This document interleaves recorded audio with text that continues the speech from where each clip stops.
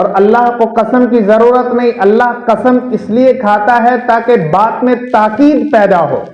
تاکہ سامنے والی بات میں عظمت پیدا ہو۔ اللہ رب العزت نے قسم کھائی والشمس وضحاها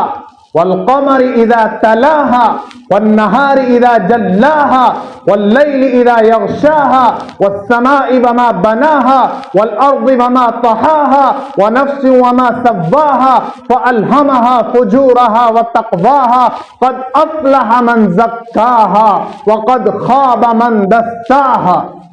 صرف یہ بات سمجھانے کے لیے قد افلح من زکاہا وقد خاب من دساہا، اللہ رب العزت قسمیں کھائی ہیں۔ کیا مطلب ہے اس کا مطلب ہے قد افلح من زکاہا، جس نے اپنے دل کی صفائی کر لی، جس نے اپنے دل سے کینے کو، بغض کو، عداوت کو، نفرت کو مٹا دیا، افلح وہ کامیاب ہو گیا، وہ جنت کو پا گیا جس نے اپنے دل کی صفائی کر لی۔ وقد خاب من دساہا، اور جس نے اپنے دل کی صفائی نہ کی، جس نے اپنے دل میں بغض کو، عداوت کو، کپٹ کو اور آپسی دشمنی کو، عداوت کو جگہ دے کر رکھی،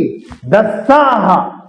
وہ برباد ہو گیا، ختم ہو گیا، اس کا کوئی نام و نشان باقی نہ رہے گا۔ یہ قسمیں کھائی ہیں اللہ رب العزت نے، انسانوں کو سمجھایا ہے کہ اے انسانوں، کامیابی چاہتے ہو تو دل کی صفائی کر لو، کامیابی چاہتے ہو تو دل کو پاک و صاف کر لو۔ جیسے ڈاکٹر کی پرچی کو دیوار پہ لٹکانے سے آپ کا علاج نہیں ہو سکتا، ویسے ہی قرآن کو دیوار پہ چسپاں کرنے سے آپ کا کوئی فائدہ نہیں ہو سکتا جب تک آپ قرآن سے شغف نہیں رکھیں گے، قرآن کو دل اور روح کی غذا نہیں بنائیں گے، جب تک یہ دل میں نہیں اترے گا، جب تک اس کے حرف حرف پر آپ کی نظر نہیں ہوگی، قسم بخدا معاشرے میں کوئی تبدیلی پیدا نہیں ہو سکتی۔ معاشرے میں تبدیلی چاہتے ہو، معاشرے کو انسانی بنانا چاہتے ہو، معاشرے میں اصلاح چاہتے ہو، سدھار چاہتے ہو، بیٹیوں میں حیا چاہتے ہو، اور چاہتے ہو کہ سب زناکاری سے بچ جائیں اور اپنے سارے نشہ والی چیزوں سے بچ جائیں اور ڈرگ سے بچ جائیں، شراب سے بچ جائیں، چوری ڈکیٹی سے بچ جائے ہمارا معاشرہ اور نیک و صالح بن جائے، اللہ پر ایمان لانے والا، محمد مصطفیٰ صلی اللہ علیہ وسلم کے ہر ہر عمل اور ہر قول پر جان دینے والا بن جائے، تو پورے معاشرے میں قرآنی فضا پیدا کرنی ہوگی، گھر گھر قرآن کو لانا ہوگا،